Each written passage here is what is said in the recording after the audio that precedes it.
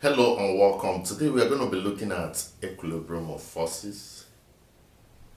Now, if you have a ball like this and you have a rope dragging this ball to this side and another rope dragging this ball to this side, you'll see that the ball itself will be moving to this side.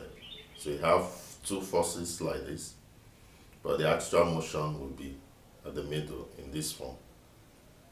So these two forces are the two forces, whereas the eventual movement is known as the resultant, because the effect of that middle one is actually from this other two.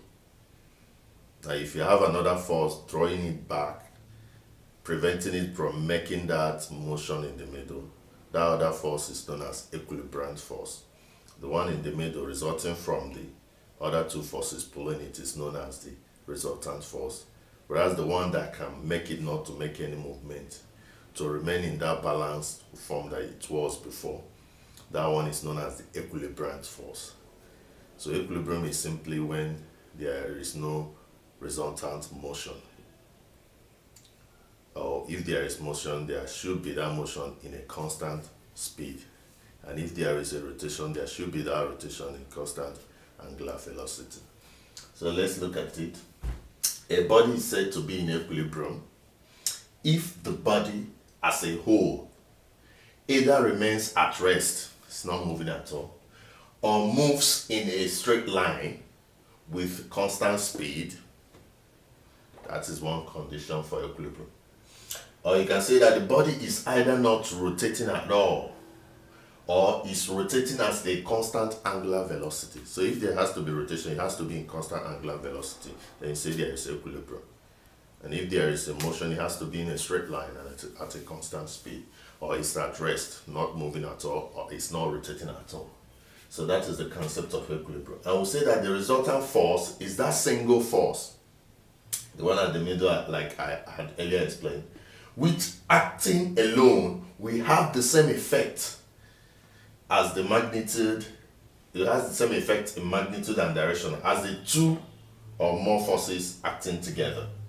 Now the equilibrant of two or more forces is that single force which will balance all the other forces taken together. It is equal in magnitude but opposite in direction to the resultant force. So take note, the equilibrium force, you can see the equilibrium force is equal to the resultant force but in opposite directions. These are the other forces, the first two forces. So let's say this is the ball, this is force 1, this is force 2. If two of them are dragging this ball, it will be moving in this way. And this way is moving, the resultant force there is known as the resultant. It's actually R, the resultant force.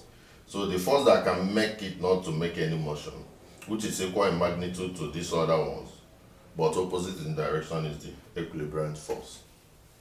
So in subsequent classes, we'll be looking at moments of forces, inertia, and the rest of them under equilibrium in physics. I hope you enjoyed this. Please, see if you have any questions and concerns, drop them in the comment section. Like and share our videos so that your friends can see them and use them. Make sure you're constantly washing your hand after interactions that you suspect your hands are contaminated. Stay off crowds.